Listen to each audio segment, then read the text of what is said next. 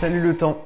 Salut les taupiens. Il s'en est passé du temps depuis que la Walt Disney Company a annoncé la création des fameux World of Frozen. En réalité, c'était déjà en 2016 que à Hong Kong Disneyland, la Walt Disney Company avait promis d'étendre cette destination qui souffrait un petit peu ces dernières années, mais qui était en fait en pleine relance depuis 2012-2013. Et bien sûr, dans ce grand plan d'extension était prévu le fameux World of Frozen. Le World of Frozen qui est construit en ce moment même à Disneyland Paris, mais qui est aussi en cours de construction à Tokyo DisneySea dans une toute nouvelle zone qui s'appellera Fantasy Springs. Et en fait, aujourd'hui, on va se concentrer surtout sur le World of Frozen de Hong Kong Disneyland puisque sa construction arrive à son terme. Son ouverture est prévue pour novembre 2023. C'est donc le premier World of Frozen qui va ouvrir. Et puis ça y est, on a le nom des attractions, mais aussi des boutiques, des points de restauration, des points de rencontre. On sait tout ce qu'il y aura à l'intérieur, ce qui donnera donc une idée précise de ce à quoi pourrait ressembler le World of Frozen à Disneyland Paris. Déjà, dans ce land, il y a 3 attractions, ce qui n'est pas forcément le cas du World of Frozen parisien qui comprendrait qu'une seule attraction. Il y aurait aussi un point de rencontre personnage, 4 points de restauration, 2 boutiques de produits dérivés, et puis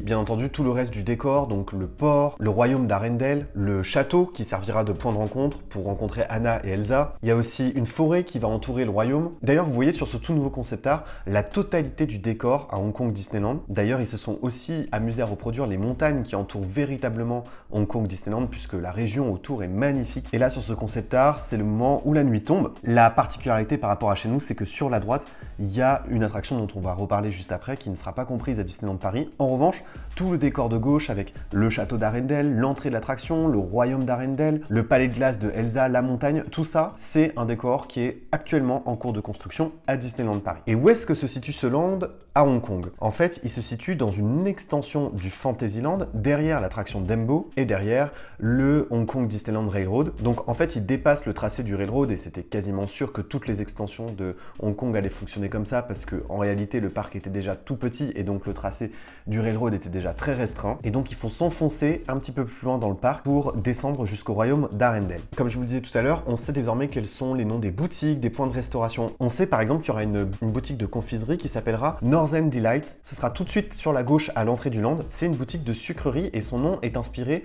des aurores boréales qui se produisent dans les régions nordiques puisque le royaume d'Arendelle est aussi un hommage à toute la Norvège. Et puis en face de cette petite boutique de confiserie, qui fait aussi un petit peu penser bien entendu aux boutiques de confiserie qu'il y a sur Main Street, les visiteurs retrouveront le plus gros point de restauration de toute la zone qui va s'appeler Golden Crocus Inn. Alors dans ce parc-là, ce sera un fast-food. Et il porte le nom d'une fleur qui est présente sur tous les logos du royaume d'Arendelle, ce qu'on appelle l'armoirie, c'est le fameux crocus doré. Et là pour le coup, ce restaurant, il se situe en plein cœur du royaume d'Arendelle, il prend une place en fait gigantesque, on a l'impression que dans le royaume il y a plusieurs bâtiments, mais un peu comme sur Main Street, c'est un seul bâtiment avec plusieurs façades et c'est le point de restauration majeur du land. Juste en face, il y aurait aussi un autre restaurant qui s'appellerait Bayside Wharf, qui est un peu plus sur le quai au niveau du port et il y a une partie qui est en extérieur mais elle est légèrement couverte et elle permet en fait de se restaurer avec vue sur le port d'Arendelle. Et ensuite, c'est l'entrée vers Frozen Ever After, cette attraction qui existe déjà à Epcot, l'attraction qui vous permet de vous plonger un peu plus dans la storyline du land et dans l'histoire d'Arendelle et de la Reine des Neiges. Les événements se passent après le premier film et juste après aussi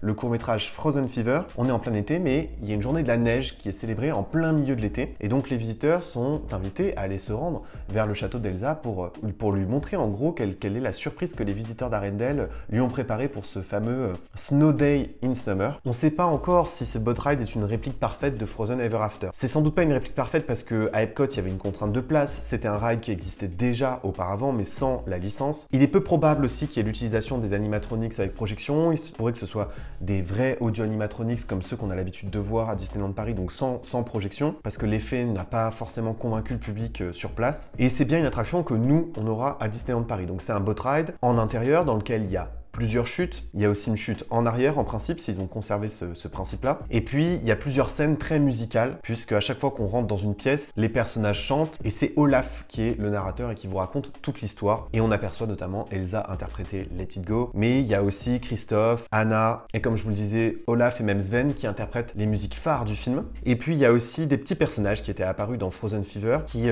là aussi servent de fil conducteur à toute l'histoire dans cette attraction. Et quand on sort de l'attraction, on arrive dans une boutique de produits dérivés qui pourrait exister à Disneyland Paris qui s'appellerait TikTok Toys Collectibles. C'est une boutique inspirée des magasins de jouets. Des magasins de jouets d'ailleurs qui auraient pu exister à Disneyland dans la toute première version de Disneyland qui s'appelait Mickey Mouse Park. Walt Disney voulait un magasin où on pouvait réparer ou acheter des jouets. Et bien en fait ce sera le cas ici dans cette boutique. Bien entendu ce sont des jouets et des produits dérivés sur l'univers de la Reine des Neiges, mais on retrouvera bien sûr tout le reste de la gamme Frozen. Mais il y aura aussi bien sûr des produits exclusifs au land. Et puis sur la droite, lorsqu'on est toujours dans le royaume d'Arendelle, c'est bien sûr la pièce maîtresse du land, le tout nouveau château Disney, le château d'Arendelle, qu'on peut aller visiter. En fait, à l'intérieur, c'est un point de rencontre où on pourra rencontrer Anna, Elsa, peut-être les autres personnages issus du long métrage d'animation. Ça aussi, c'est actuellement construit à Disneyland Paris. C'est d'ailleurs l'une des façades qu'on commence à bien reconnaître. Et ensuite, direction la forêt. Là, on rentre dans une partie du décor qui aurait peut-être pas à Disneyland Paris, puisqu'en fait, à Hong Kong Disneyland, le land est un tout petit peu plus grand. Il faut savoir que pour eux, c'est vraiment une extension majeure parce que le parc a beaucoup souffert et qu'il est de base très petit. Les festivités continuent dans la forêt d'Arendelle. À l'intérieur de cette forêt, il y a des petits kiosques. Donc à nouveau, il y aurait de la vente de produits dérivés, des friandises, un peu de snacking. Et ensuite, on se retrouverait en face d'une des exclusivités du land, la fameuse attraction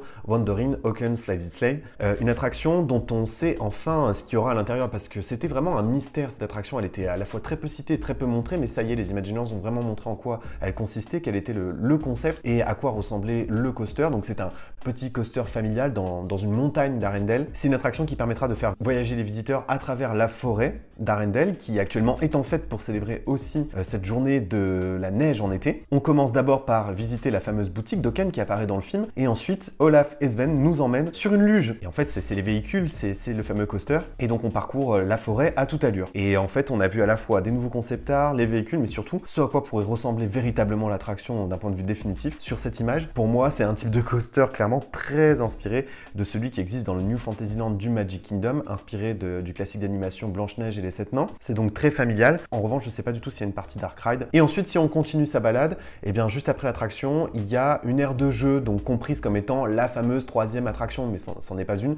C'est une aire de détente, de jeu, de divertissement où il pourrait y avoir aussi des happenings avec les personnages du classique d'animation. L'ouverture de ce land, elle était à l'origine prévue en 2021. Elle a été donc forcément retardée en raison du contexte sanitaire. Elle ouvrira donc fin d'année 2023. À Disneyland Paris, vous le savez, nous, ce sera un peu différent. On a vu aussi de nouvelles images que je vous ai montrées à plusieurs reprises. Nous, en plus de cet espace portuaire d'Arendelle, il y a tout le lac de l'extension des Walt Disney Studios. Ce qui fait que déjà dans notre décor, il y aura peut-être pas la forêt, mais il y aura cette eau omniprésente autour du land. Pour se rendre vers l'espace portuaire, les visiteurs pourront traverser un pont. Et la particularité de ce pont, qui n'existe pas à Hong Kong Disneyland, c'est que c'est un pont amovible qui a déjà été construit, ça y est, il est prêt, il a même été montré en image, qui permettra en fait de faire avancer sur le lac des éléments scéniques, des moyens de transport peut-être aussi, puisque sur le lac seraient en principe donnés des spectacles nocturnes. Quand vous entrerez dans le Walt Disney Studios, ce que vous verrez en premier, dès que vous sortirez du studio 1, ce sera cette montagne avec le château de glace de Elsa. Ce sera donc le nouveau point de chute et probablement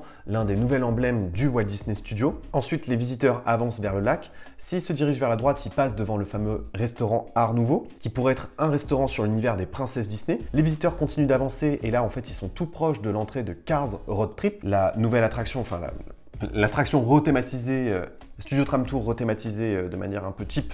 L'entrée est juste là. Et seulement ensuite, vous êtes enfin plongé dans l'univers d'Arendelle, où en fait, vous avez un point de vue absolument spectaculaire sur le château d'Arendelle puisqu'il faut traverser ce pont. Et donc, il y aura un point de vue quand même assez spectaculaire et unique sur le château d'Arendelle avec l'eau qui l'entoure. Et vous vous retrouvez ensuite dans la ville d'Arendelle. L'agencement de l'espace est pas tout à fait le même parce que forcément ce lac change complètement la disposition en fait du land. Dès qu'on a de nouvelles images, on se replongera dans les jours à venir sur le World of Frozen parisien. Mais d'abord, il faut regarder ce qui se passe à Hong Kong puisque ça nous donnera une indication de ce qui se passera ensuite à Disneyland Paris.